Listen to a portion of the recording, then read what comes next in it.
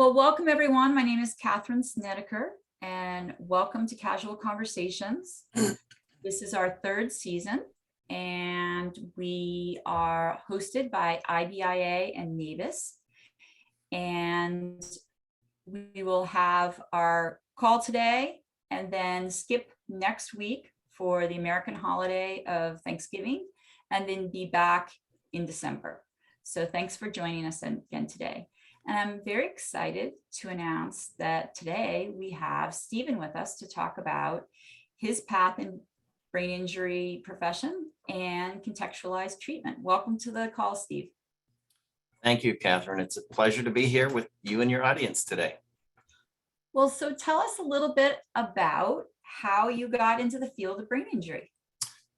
That was, of all the questions you could ask, this might be the toughest one. I don't have a brain injury moment. I think it goes back to when I was starting college.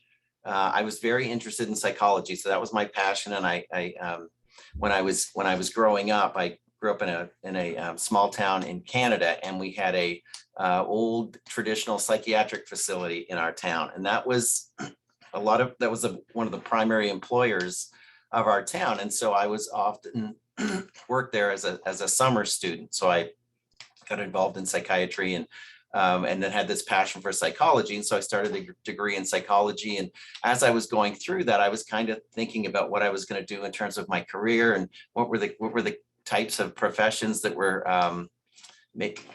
could I develop a skill set. And I thought about maybe being a psychologist or a counselor, or something where I could be very impactful within that field. I ended up going into occupational therapy.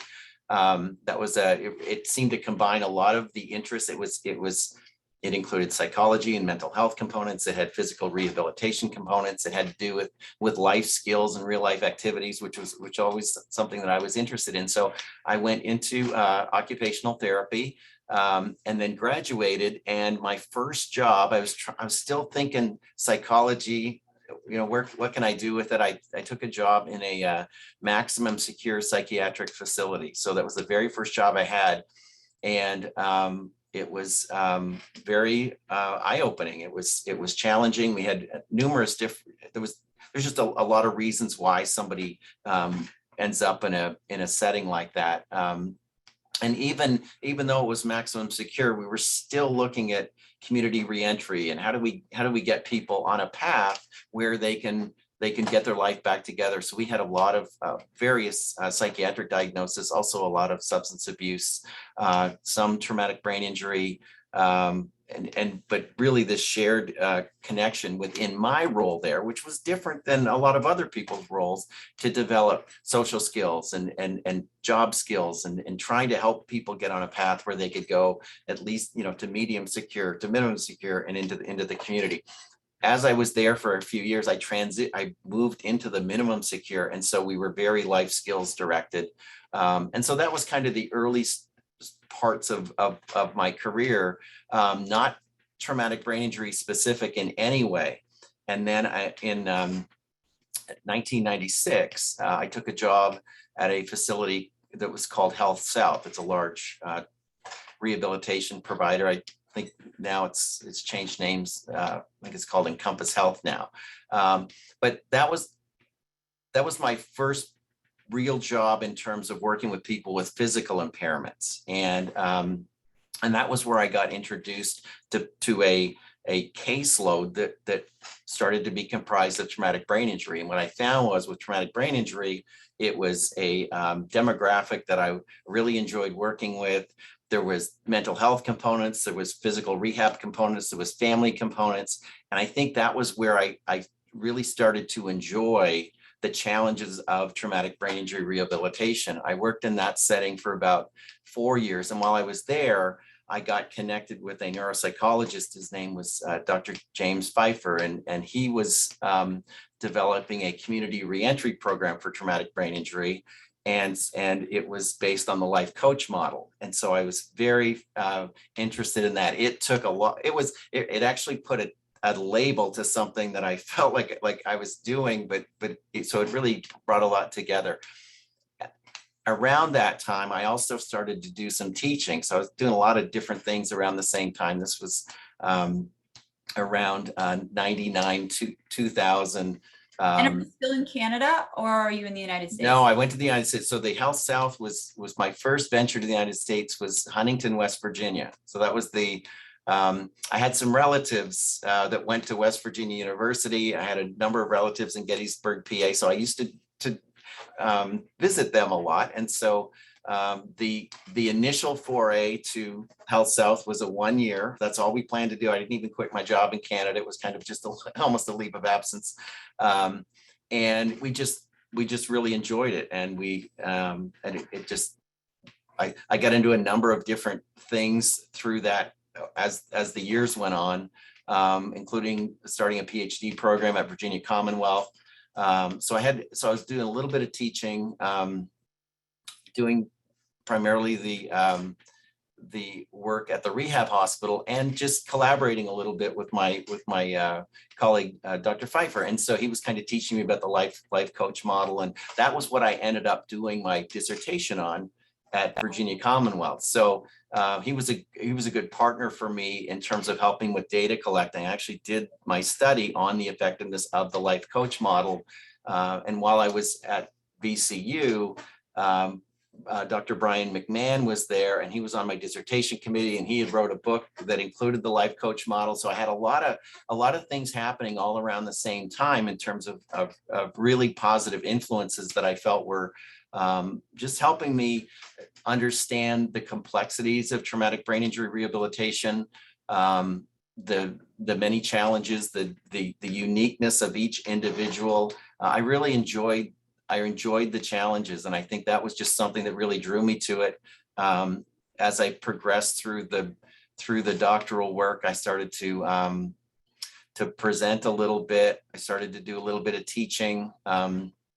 Started to teach at a small university in Southern Ohio called Shawnee State University, and just over the next 20 years, kind of just expanded my interests and have been really teaching research service in brain injury really probably since 2005, 2006. I got my PhD in 2004, and from that point on, one of the things that I found with my dissertation work is we were looking at the impact of this life skills coaching model versus waiting list controls. And it was a really innovative community reentry program, and the findings that were interesting. And within my profession of occupational therapy, there wasn't a lot of research that was being done on brain injury, and the stuff that was done was primarily institution based within the hospital. So once I published my dissertation findings, it was really career changing for me. That the profession, the association got involved, the AOTA, and they got me involved in a number of projects. I ended up co-authoring the traumatic brain injury practice guidelines for adults. So I ended up just through that reviewing thousands of articles on within and outside our profession in terms of different outcomes, different interventions, and so did that in 2016. In a few years later, I was presenting at a conference in Ohio on a lot of the things that the job life skills coaching and things like that. And Dr.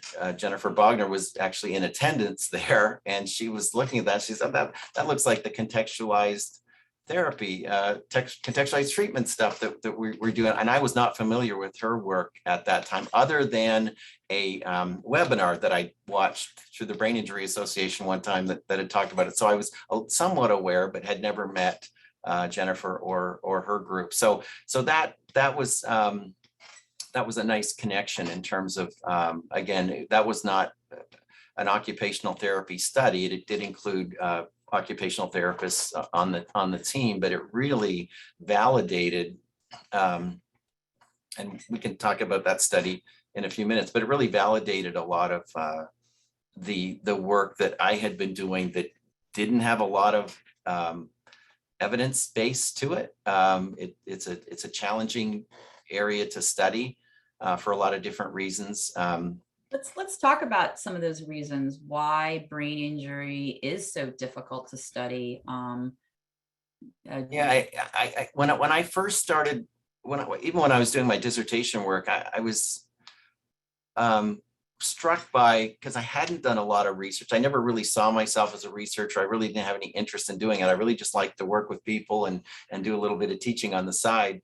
So when I got into it, I was really surprised that there wasn't as much research, especially sort of randomized controlled studies that we often see as really strong in terms of evidence. And I just learned over time that it's just really difficult. One of the things that makes brain injury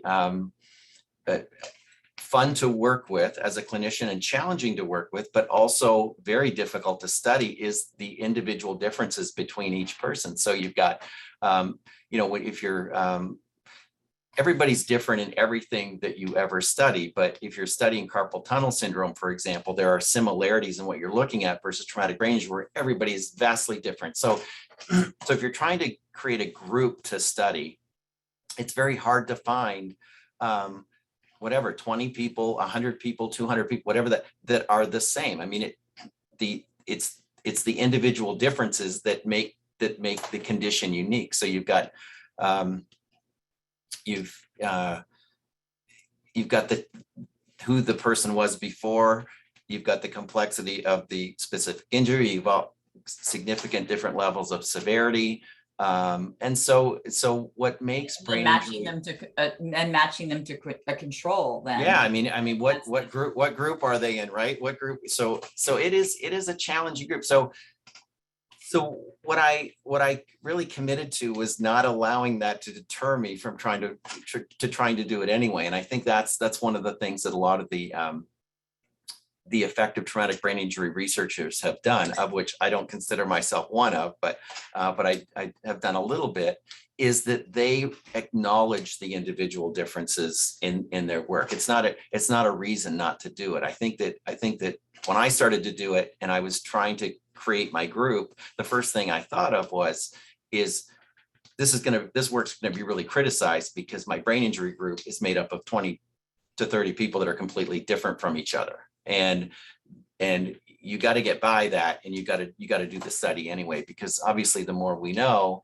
the better we're able to hopefully help. And so I think with when we look at brain injury, we have a lot of really effective case-based work, and you kind of pool that together. So you're working individually. Ideally, you're working individually with people, and you over time, there's hopefully an additive effect, and you start to learn more and more about the things that are more effective. And really, what we're learning is most effective is an individual approach. One of the things, the lessons that I learned when I was doing a lot of early work in brain injury, there was this model that Dr. Corrigan from Ohio State had put out. And when I mentioned it to him years later, I felt like I was even jogging his memory that he'd done. It was a 1994 that they called the whatever it takes approach. And to me, that is the approach. So the approach goes like this. It says, no two individuals with acquired brain injury are alike. Skills are more likely to generalize when taught in the environment where they can be used.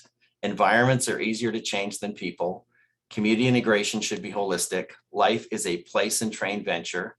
Natural supports last longer than professionals. Interventions must not do more harm than good. The service system prevents many barriers to community integration, and needs of individuals last a lifetime, so should their resources. That was 1994. And that is today. That is, and so you think of a model, and sometimes you think of a model as something that fits everybody. But in this case, this is a model that actually supports the individual uniqueness of each person and says, for you to have successful outcomes, this is the approach. You sit down with somebody and you find out what's important to them. What are their goals? What are the things that they want to be able to do and need to be able to do as part of their recovery process? And then you you implement the process. And the challenge of motivating somebody is can be significantly overcome by working on things that people want to be doing. And I think sometimes in rehabilitation, we get lost in our goals as therapists instead of their goals as the ultimate indicator of the outcome. And I think if it's a good outcome to them, then it needs to be a good outcome to us. And so I think that's one of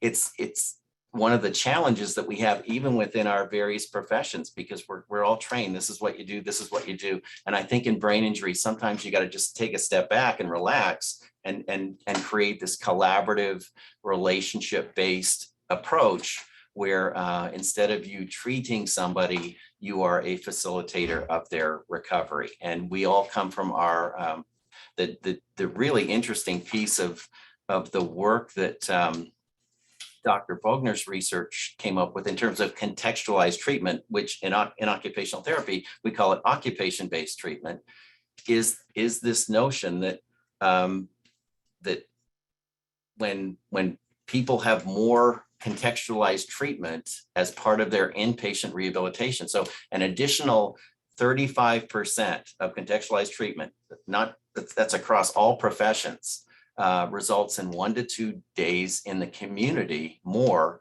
per week a year later. So it's really sending a message to rehabilitation providers that it's not the study doesn't say don't do decontextualized things, so things that aren't real life activities, but it says that when you can do contextualized or decontextualized, use contextualized.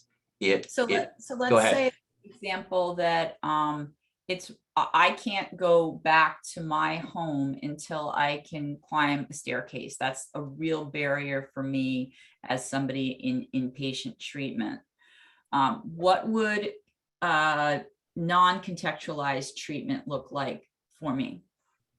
Non-contextualized treatment would be maybe it's gait training, maybe it's doing a whatever 2 steps up, 2 steps down. Maybe it's and this can fall within what we call quasi-contextualized a little bit. Maybe it could be something like playing a Wii game or something like that, where it's building the skill, but it's not the task. So if you were going to make that contextualized, what you would do is you would actually find the staircase. You'd actually find the, if depending on where somebody is, home visits, whatever you can do to try and create the realness. So the more, and contextualized can be tough. And this, as part of the rollout of this study and the actual building up and dissemination of it is what is a toolkit that's been developed that actually includes, so if you watch the webinar training for this contextualized treatment study, there's a toolkit that includes all different things that if you had those in your clinic, you'd be in a better position to contextualize. So for example, if you're working on balance, you could work on balance by reaching down to the floor and coming back up, or you could work on balance by filling a cat bowl with food if you had a pet, or like you're actually doing the things relative to those things that you want to do, need to do within your communities.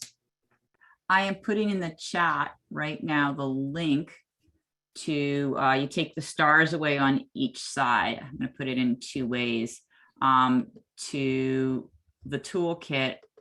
Yeah, it's real. I think people will find it very useful. And again, it's when you think of contextualized treatment in a hospital setting, one of the barriers to it is people say, well, how can I have all this stuff? How can, what do I, and you can't, but things that I've found very effective in implementing a contextualized treatment approach is sitting down with families, and sometimes they'll bring stuff in that the person likes to do. And I found that to have two effects. One, it gives you some really good, real contextualized things. Two, it helps bring the family in and be part of the recovery process. And I've really found that the engaging of the family is so critical to the recovery process. That is where someone is going eventually. The more they understand, the better.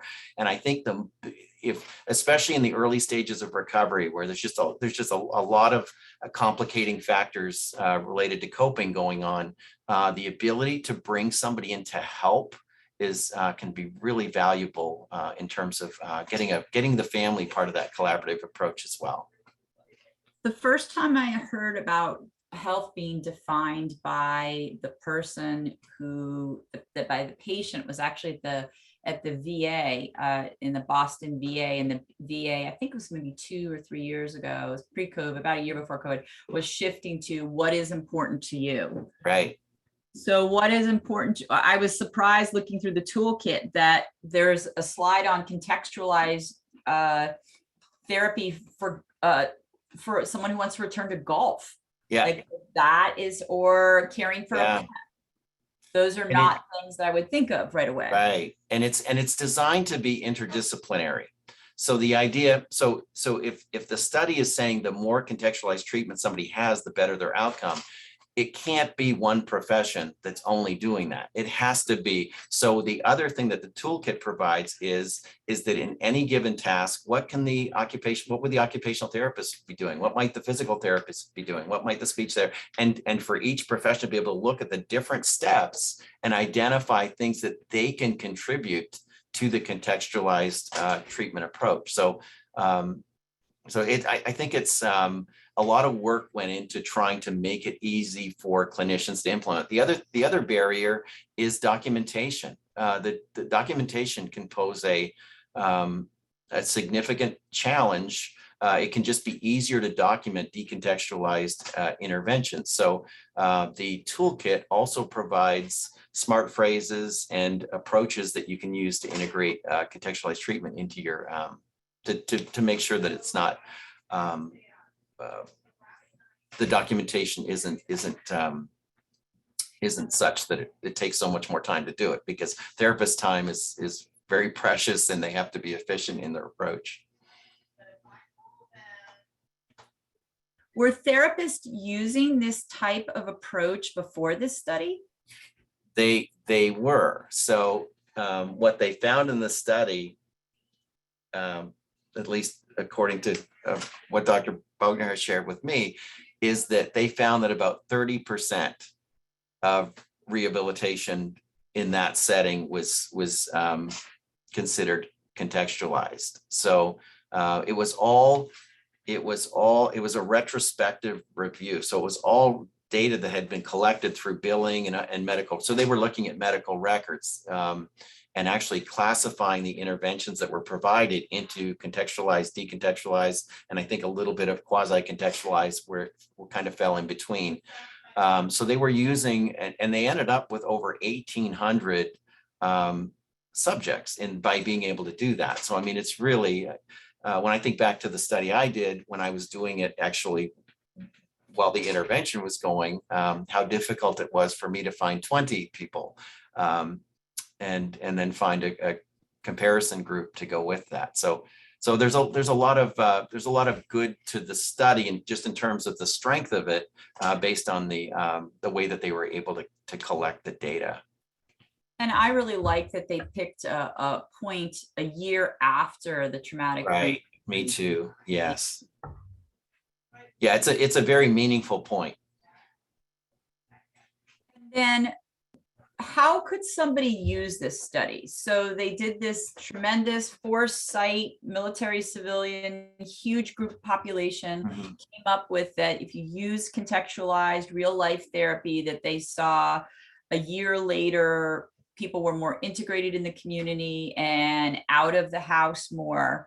How could someone now use that study? And Allison, I see your question. I put the link in there. It's a bit.ly link to actually the toolkit, which includes the PDF slide deck. It includes the video. It's an hour long, and then a quiz to take if you want, and it's free CE credits.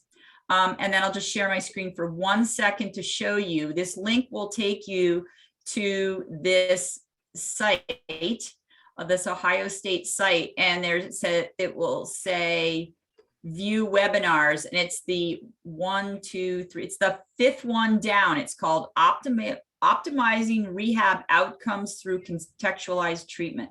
The hardest part of this is actually finding this one link. Yeah. It's the 5th one down, but once you find it and then you open it up, then you're going to see the contents of the toolkit.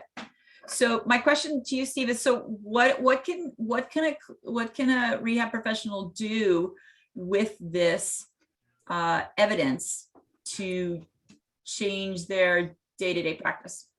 Well, I think the word that you use that is so valuable there is evidence, right? So we are expected to be evidence-based, and I think what the interesting piece of the study is, for example, if you're working in a community-based setting, or if you're working in a home health setting, you're probably doing contextualized treatment by virtue of the nature of what you're doing.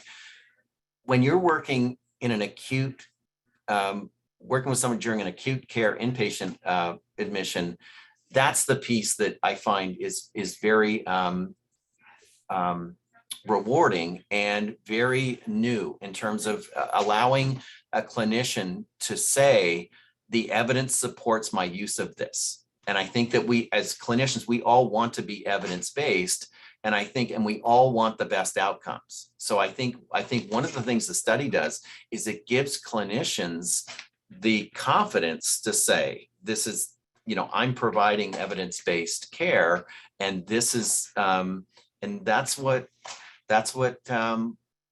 our families expect. That's what payers expect. That's what we expect as clinicians. So I think that over time, as we learn more, that's helpful, but it's only helpful if we actually implement it and follow the evidence. So I think that what this study does, and hopefully this isn't an isolated study, because we really need continued evidence. But I think what it does is I think it supports an approach that obviously makes sense. I think that having taught many students, many who work in brain injury, that can be a frustrating time to work with somebody as a therapist. It can be difficult to, if you've got a vision of what a progression could look like, it can be hard. It can be hard for a path to be typical. And sometimes that can be that that the individual doesn't seem motivated, but you have to ask yourself, motivated for what? Motivated for my goals or motivated for their goals? And if you're doing contextualized treatment, my personal experience is that you will find a difference in terms of engagement. And when you have an engaged person and you have an engaged family, you're naturally going to get better outcomes, because you become more efficient in your therapy time. And certainly the coordination of the clinical team, again, it's to really follow the study. And this is where the programs, clinics, departments with a stronger interdisciplinary base will benefit more from this, because this works best when you've got everybody on board, not just one person. So for example, if you have a patient who just does not want to work on transfers, you're transferring from a wheelchair to some kind of, bed, some kind of platform. And the difference where if the rehab facility has a car actually Perfect. in the lab, Right. then the excitement of being wheeled up to a car, the door Right. opens, and transfer now becomes more than moving my body from point A to point B.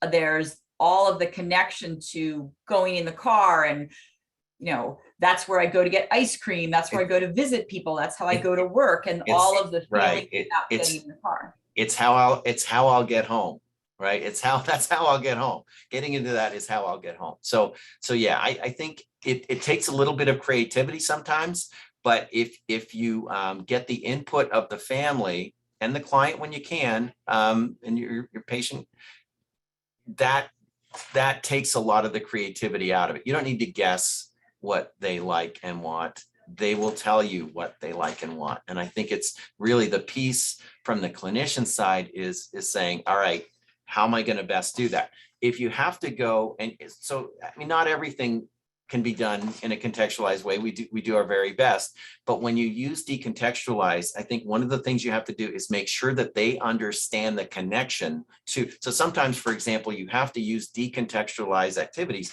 to get somebody to the point where they can do it contextualized. The piece there that is critical is that they understand what it has to do with what their goal was. So if you sit down with somebody and you get their goals, and then you do completely different things, that's can be a little bit demoralizing. So, but if you have to do decontextualized things, make sure that you're making sure everybody understands what it has to do with the progression. And when you get to that point, you move to become as contextualized as you can.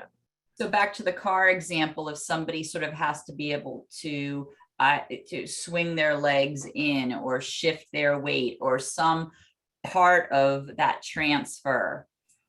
For some, maybe it would be to balance for a few seconds on their feet to do the transfer, or though, you know, that one skill may seem in a vacuum like nothing, but then say, you know, this skill plus this skill means we can go far over there, and that there's an ultimate goal for this minutia that doesn't seem like it's adding up to something. Right. And I really, and this is something I just strongly believe in, is that is just the power of the goal. Like when we all have goals, and we all have our goals kind of prioritized. They're just things that are most important to us and where we see ourselves down the road.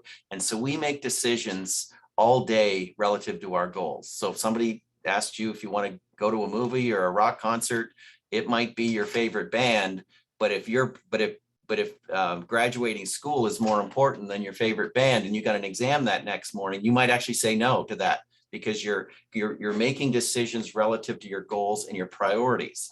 So when you're sitting down with someone and they don't have goals, no wonder people can't make a decision. No wonder people can, you have to, so it begins with the goal setting. And I really for me, goal setting is about getting people on their journey. So, when we all end up in different places, and it's often not where we thought we were going when we started our goal, and we venture out on and we think we're going to be this or whatever, and we learn what we like and what we don't like and what we're good at and what we're not, and then we end up somewhere. I think as we work with people on goals, it's important that we don't get in the game of talking people out of their goals.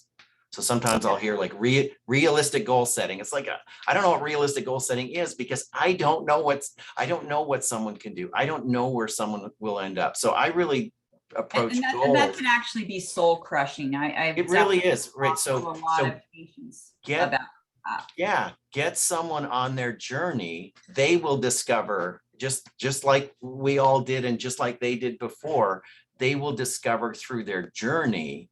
And I think that's tied to the development of self-awareness and self-confidence and figuring things out. I think so the goal piece is really critical. And one of the key elements of this contextualized treatment approach is the goal setting. It's not what's contextualized to the therapist. It's what's contextualized to your individual with brain injury. So I think that's a critical piece that we can't take a shortcut on when we have that initial assessment. It's one of the keys to establishing that therapeutic relationship. One of our Pink Concussions speakers was a dancer before her traumatic brain injury, and then afterwards could not walk, learned to walk and was walking, and the clinicians were like, you've arrived, you're now at our goal for you to walk. Right. Yeah. Like, you don't understand, I'm a dancer. That's This right. is not even a third of the way back, and Right.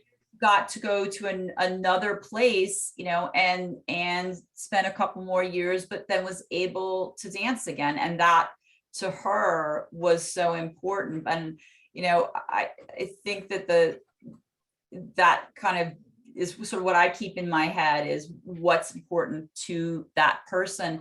And I guess what I hear you saying is that the therapist, the rehab professional could be like, oh, you know, I don't want to crush your soul by having you do pie in the sky, so I'm going to give you a realistic goal. This is, when yes. In itself, they're crushing one's.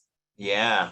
I had a somebody I worked with a few years ago, and I've not had a brain injury. I mean, I grew up playing ice hockey in the 80s, so I had probably more concussions than most people would, but I've not had a brain injury. So most of my learning comes from my work with people and listening to them and hearing them. And I had an individual that I'd worked with for a number of years over in different capacities, and I invited him to be a speaker at one of our student ceremonies, and he had months in a coma, long struggle, was still struggling years later, but was starting back at college, had a paid job. You know, he was on his journey, and he said to the students, you know, the reason I'm here today is because people like you didn't quit on me. And that was just, he really needed to share that don't stop with us. Like, make sure when we communicate our goals, we're serious about our goals. We're not, because it would have been very easy. I had numerous discussions with people that would say he would never go back to college. He's never going to be able to have a job. And here he was doing all of that. And he had a lot more work to do, but he was very clear and very insightful in his communication to the students who were about to become therapists, of the value of goal setting and work with us on our goals. So the pie in the sky rehab facility would have a kitchen, a living room, a car, a golf area, like, you know, all of these real life things brought in. If you are working in a place that doesn't have those things, can you still do contextualized work? Yeah, I think the beginnings of that, Katherine, are the toolkit.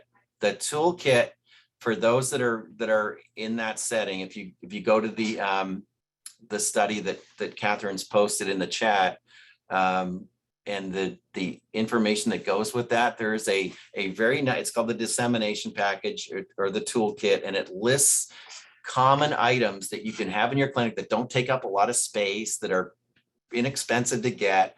And you have those, and they just represent a variety of different types of activities that you can pull out for different types of things. So a lot of settings don't have the things that you just mentioned, Katherine, but I think having some things is important. And again, I really strongly believe that the collaboration with the family is also important to that end. The ability to bring, we had a guy I had a diesel mechanic one time, and there was nothing that we could simulate for him. And he wanted to, you know, he wanted to go back to work, and it was a work-related injury, and it just wasn't. And his dad created this, who was very disconnected from the rehab. He was really struggling. Now, this was a little bit later stages in the recovery process, but the dad was really struggling with the coping and just what could I have done to do something different. And the dad built this little tire changing station, and he brought it in, and it had a little a tire on it, and you nuts and bolts, and on the first session, the guy did things with the tire that we didn't know that he was capable of doing. I mean, when you start looking at the the reaction from us was great. The reaction from our individual with brain injury was great. The reaction of the dad was priceless. And I think that's the key with keeping it, keeping everybody involved. And oftentimes you're getting early on in recovery, you're often getting the contextualized ideas from the family. So they are a rich source of information, and they're a rich source of things. What a hobby that somebody liked to do. Bringing that hobby in, and just watching somebody that's really struggling get something that is familiar and real and important to them, and just watch the difference. I mean, just giving somebody that likes to drive a steering wheel or just a simulated steering wheel to feel like they're, and they'll hold that thing differently than the whatever you exercise piece you've got in your clinic that may not resonate with them. So I think the contextualized piece, it prevents us from having to explain why we're doing it. If you do good contextualized work, the meaning behind it is clean, it's obvious, it's real, it's natural. You don't need to try and make those connections and hope that everybody can figure it out, or it's meaningful. Because if somebody isn't engaged in the task, from a brain injury, neuroplasticity standpoint, that's not good recovery. If you've got somebody that is doing a task and they're watching what's going on in the room beside them, and thinking about lunch and wishing they were everywhere but where they were, it's just not, it makes sense that is probably not going to lead to the same outcome as somebody, just basic learning theory. And we've been talking about moderate to severe TBI because we're talking about inpatient. And I was actually thinking about mild TBI, in how originally the return to play protocols were very basic for every sport. And then they broke them down for water polo. Here were the 5 steps. For cheerleading, here were the 5 steps, to try to make that piece come back. Are there any other thoughts on applying this to mild TBI? Well, I think that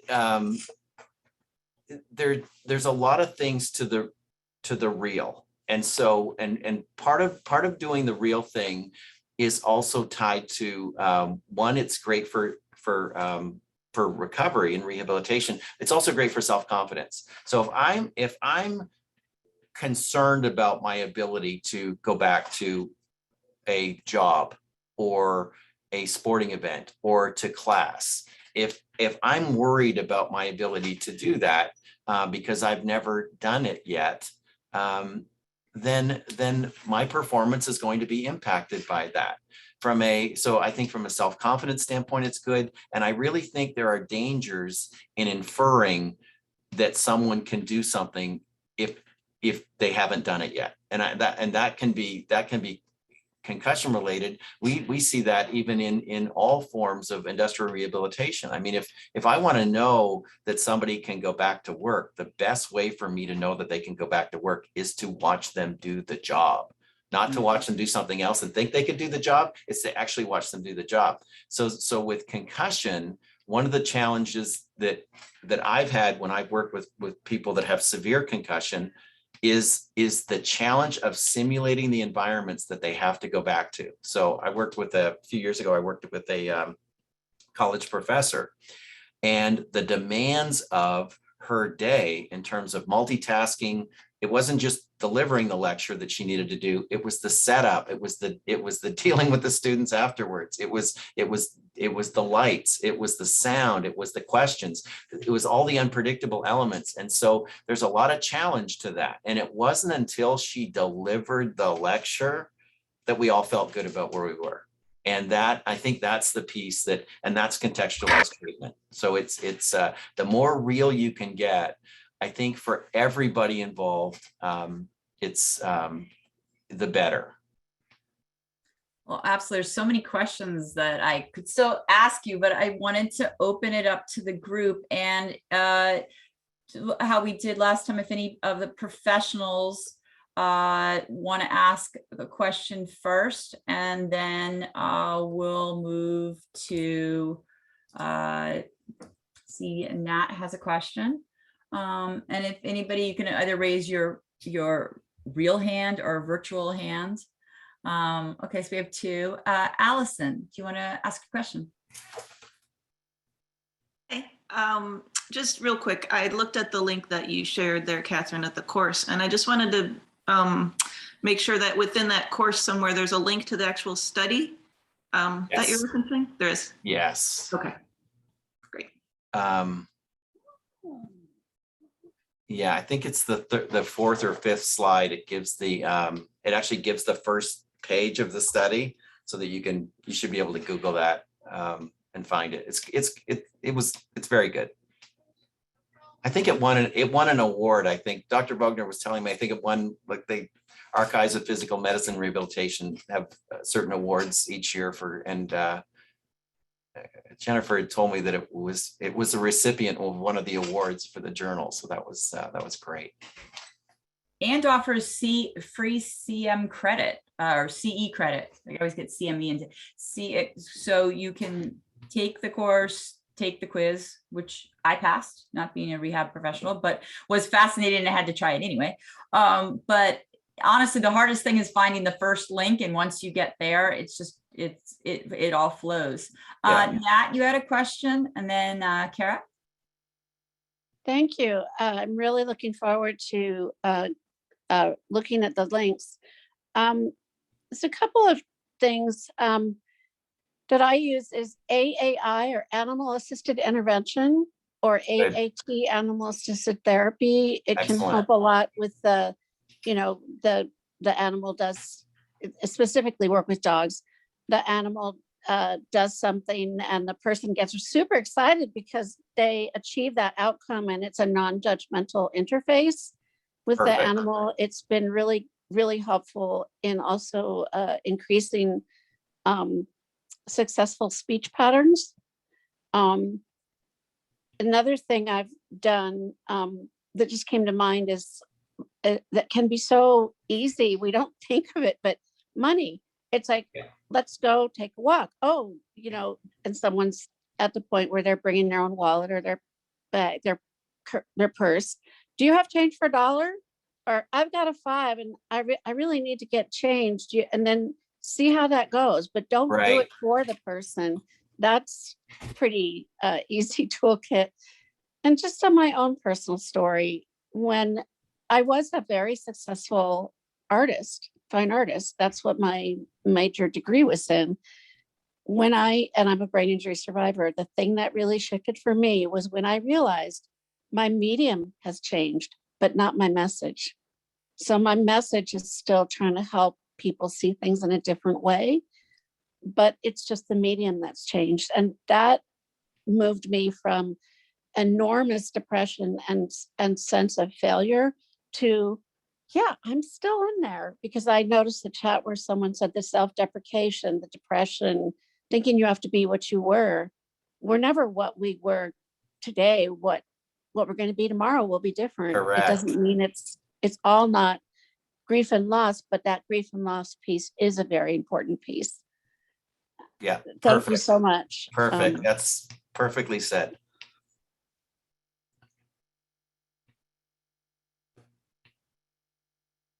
There are comments coming in. If you have to leave and you'd like to leave a message for Stephen or a question, you can put that in the chat. I always pass the whole chat over to our speakers, so that gives you an opportunity to connect. Kara, you had a question? Yes, thank you. And thank you for a very interesting presentation. I look forward to reading the study. Thanks, Kara. My first question was, is this possible in a group therapy session, or because it's so, or group therapy program, or because it's so individualized, is it only for, for one person at a time type of thing? Is that model not possible with a group? That's a great question. So I think it definitely, I mean, I'm a huge believer in group therapy. So I think that it can work. So here's a couple things that I've done. If you can, the key with it, if you're going to use contextualized within a group, it's got to be something that's shared by the group. So everybody needs to be engaged. So you need to just, so some things come natural to groups in terms of an activity, and some things may not. But from the standpoint of the skill that you're developing within the group is a lot of the social elements in terms of giving feedback, receiving feedback. And from a contextualized treatment approach, it is to do contextualized treatment where you're working on social skills, you actually need other people. So the group is the preferred medium for that. The other thing that I found to be incredibly helpful with the group is using the group to reinforce individual goals. So we would have a goal setting moment or in a goal review moment in each group where we would go around and people would report on their individual goals. And when they would reach the goals, then everybody would cheer for them. And when they didn't reach the goals, the group would try and give them support. So it became incredible. As the group members mean more to the individual, it becomes an additional means of motivation to work hard on your individual goals. So I think you can use the group in two ways. You can use it for a contextualized skill and creating real moments that you can't create when you're one-to-one, but it also can be the additional driver of reinforcing, just like we all, like if we have a good day at work or whatever, it's great when somebody says good job. Well, sometimes that doesn't always happen. And so the group can become that. And so you go through and I've sometimes wondered, Kara, who was getting more out of the goal, the person getting the feedback or the person giving the feedback. It feels good to give feedback too. So you really get it. You can really develop a good vibe within your group. If you just take, 10 or 15 minutes out of the group, maybe once a week, and just go over everybody's goals so that they know that everybody cares. Everybody cares about your goals. It's not just your goal. We care about your goal. And it's just a really powerful means of instilling motivation. I think that's great too, because even feedback gives you a chance to oh my goodness, that kind of thing when you're feeling that. The other one question that I had is about setting these goals. Exactly at what stage is this done? Because I know like sometimes you have like a lofty goal of going back to medicine or going back to graduate school or doing whatever, but it's like, but that's not really possible until you develop these initial skills. So correct. And so rehab is this possible? Yeah, I had somebody one time that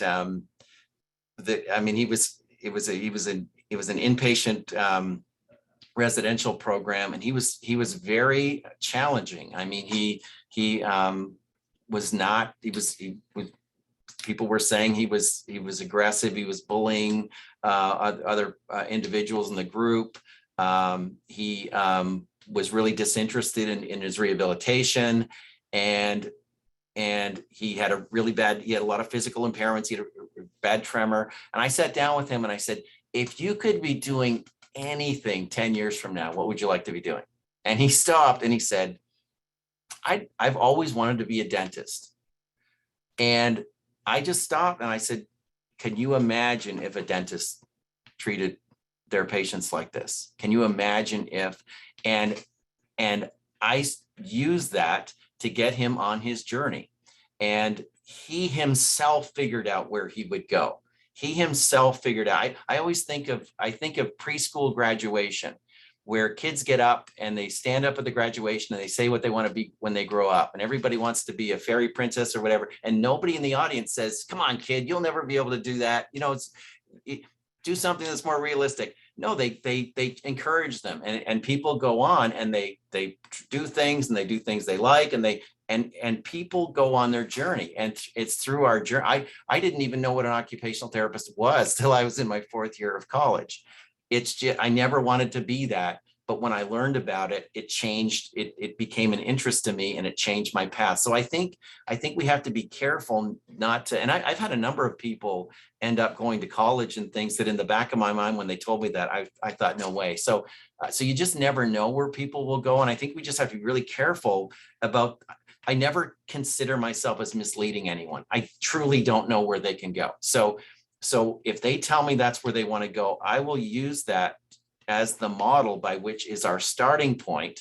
But the key with it is that can't be what, so if somebody's room is messy, if somebody's disorganized, if somebody is impulsive, if somebody is doesn't clean up after themselves, if somebody that doesn't care about their hygiene, you take their goals and you tie them to those things, and you help make connections about, you know what, we gotta work on that. That's something that is relevant to your goals. And then people as they're on their journey, they learn what they like and what they don't like. And I think as clinicians, we have to be there for support. I mean, that we got to be ready for those, because I think the goals are always evolving.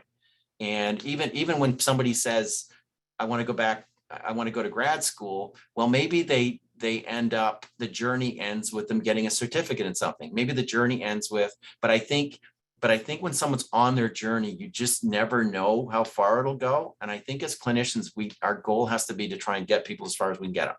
And we just truly don't know it. And there's lots of things that get in the way, right? Like insurance and how long we get to see. There's a lot of things that go there, but we never know. And so I think we use our skill set and our background and our experience with other people that we worked with, what we know, whatever, and you try and get people as far as you can. And it's just never perfect, but I think with client-centeredness, you just can never know. So it's so inspiring what you're saying. And I'm actually imagining that group where everyone's going around sharing their goals, and it's really something. Yeah. Everybody to see the diverse goals that are out there, and then somebody may have picked up a guitar again. Yeah. And that have... doesn't need to be rehab either, Katherine. That could be support group. Like if you're doing a support group, use some of your support group time to go around and check in with people. What are they working on? And help set goals. What do you get? So our support group is once a month. Between now and our next support group, what are you going to do? And I like to use PowerPoint, like put it up, make it people accountable, and then let them report on it the next time they come in.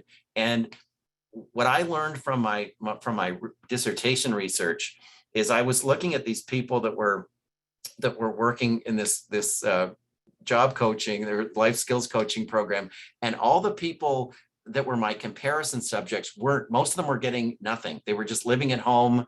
They either were on a waiting list or they weren't eligible or whatever, and they were just. And so what I did is I was evaluating their performance in terms of life satisfaction and community participation in both groups at these intervals. And what I found is the people at home were also improving. And I would go into the home and I'd say, oh, and the spouse or the individual would say, I know, because he knew you were coming back, he started doing stuff. He wanted to prove that he could. And it's just like accountability really matters. So I think support groups can build some of that stuff in and help people. And then when they accomplish the goal, get on the, cheer it up, and get the ball rolling. It's just when people get stuck, they really need a boost, and it can be hard to find the boost. So if we can use support groups or other means to do it, I think that's also really effective. We have about 8,000 people across 12 groups at Concussions on our support group. And it's just amazing where someone publishes, here's a poem I wrote, or oh yeah, it's just, yeah. Here's, an accomplishment. I know we're at the top of the hour. Joanne, you've had your virtual hand up a long time. I wanted to give you a chance to ask your question before we end. Okay, sorry, it might not be a quick one. Thank you very much for your words. I wish I could just take everything you said and put it on a recording and then show it to everyone. I guess I could actually, since this is recorded. I think I clicked a button at the start that said this was being recorded. And just show it to so many people. I'm actually an occupational therapist as well. Right. And I've worked in brain injury for a long time. I've always liked working more so in outpatients and in the community because you can so easily make what you're working on contextualized. It's always been a challenge on inpatients, but I just love what you're talking about in terms of goal setting and your analogy to preschool, because I don't know why we ever thought It I was don't our know. They've just, responsibility. right. There's this to make- concept of realistic goal setting. It's Yeah, like, well, who's it realistic to? Right. And even if we think it's not going to happen for that person, that's their journey Right. to It's explore not- and right. find out. And I You- just love You that. totally have it. Yeah. I hope that the toolkit does talk about documentation, because as I'm sure you know, SMART goals is all the rage still, Yeah. right? Yeah. And the R in SMART is realistic. Yeah. If So you end up not being able to get it, just shoot me an email and Okay. I'll get it from Jennifer. So does it address that? Does it address how to It has two- document goals in SMART, like, or not? Not, it's more about progress note writing Okay. than goal setting, but you may be able to use the templates to help with, so it does include SMART phrases. And so maybe it can help in that regard. Though I will say that contextualized treatment is, real things can be very, very apparent to payers, and that, okay, yeah, that is what they would like to do. I think for me, in terms of the goal setting, when somebody gives me something they want to work on, I ask myself, is it legal and is it ethical? And if it is, then okay, then when we start, because obviously, you can get some interesting goals sometimes. So yes, so I think hopefully it will at least be helpful, because I know that the documentation piece can be a barrier to doing a lot of contextualized work. Yeah. Okay. Thank you very much. Thanks. Thank you very much. I appreciate that. Thanks, Joanne. I muted myself. I know we're at the top of the hour. Do you have time for one more question? Yep. Okay, Allison.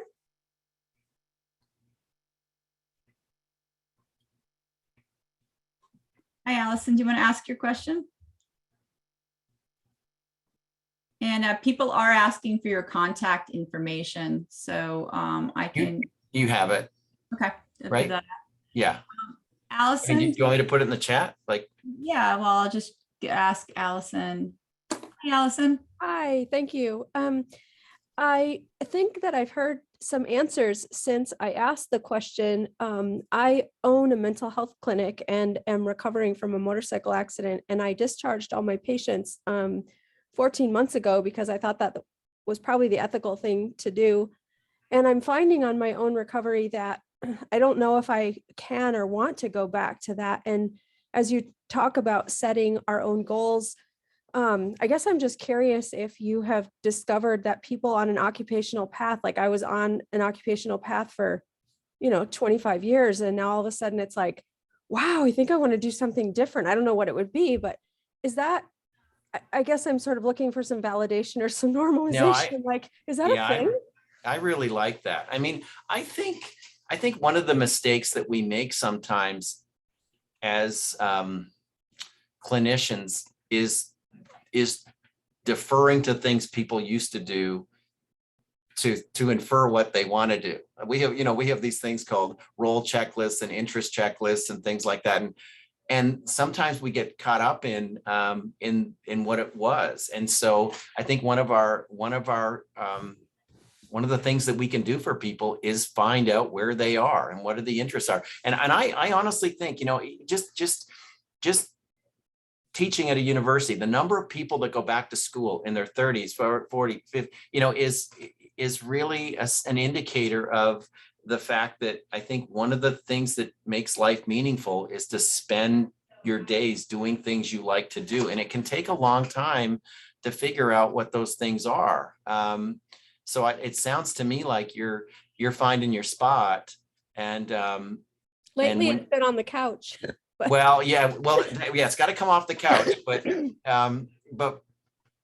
I think if we find, what do they say? If you find a job you love, you never work another day in your life, right? Yeah. So I think that's the challenge is to find and I think people probably go through life and never find that. I mean, I think for those that do, you can tell a difference, right? You can tell somebody who's passionate about their work, And so I think it just sounds to me like you're on your journey, and And you're, I know we're just about out of time. I just want to quick respond to what you just said is that, oh shoot, it's gone.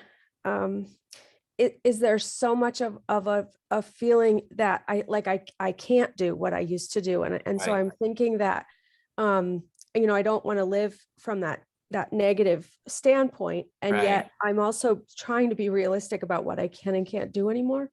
And so I just think it's important to talk about how the grief of the loss maybe, Yes. and the discovery of what's new. But not trying to compare myself to who I was. It's just a real delicate balance. Yes, it is. Okay, have you got a support network that can kind of help you through that too? Yeah, 'Cause I think that's a big piece too, right? Is Yeah. having people to help you on. I don't think any of us get on our journeys alone, and I think that's a key piece is having those people that you trust to be able to share your thoughts and get the encouragement from. Yeah. But you've got a lot of insight, and that's Matt, did really you have- fantastic. Thank you. Yeah, and I think also in the context of COVID and everything everyone's been through in the last 2 years, I feel like that everything is compounded because we've had less social interaction, less connection to community, so many things that we're used to, you know, being able to count on aren't there. Nat, did you have another question, or is your hand still up? I raised my hand again. I was very moved by the comments that I can't see the person's name anymore and I can't remember it, but I changed careers. Had my first head injury at 28, undiagnosed for 7 years, and completely changed my career direction at 55. So it can be done. It can equal success, and success is a yardstick that we build for ourselves. Yeah. Thank Excellent. you so much, Dr. Wheeler. I believe it's Dr. Wheeler. Yeah. This was great. I look forward to looking at the materials. Thank you, everyone, for bringing these on. Good. You've got great insights, Nat. So you've added a lot to this. And I really appreciate your time. And there are several people have asked for the quote that that John Corrigan's. The whatever it takes approach. Yeah. So it's just called the whatever it takes approach. So hopefully, I don't know what happens when you Google that. Maybe if you put whatever it takes approach and Corrigan, it'll come up. Or right, and I will definitely send that out to the group. So I really want to thank you for your time, for jumping in and talking about the toolkit, and sharing your connection and your passion about brain injury. It was really a great show. Thank you so much. Thank you, everybody. Thanks, Catherine. And for those in the United States, the Canadians already had their Thanksgiving for next week. The Americans will be celebrating them. I'll actually be in Monaco. I'm going to the International Olympic Committee meeting. I'm a little cautious about wanting to go to Monaco and be with people from 100 different countries, but we're going. And so I will be there, and then I'll be back in 2 weeks for another exciting show. So everyone have a safe 2 weeks, and thank you for tuning in. Thank you so much, Stephen. Take care, everyone. Thank you. Thanks, everybody. Bye-bye.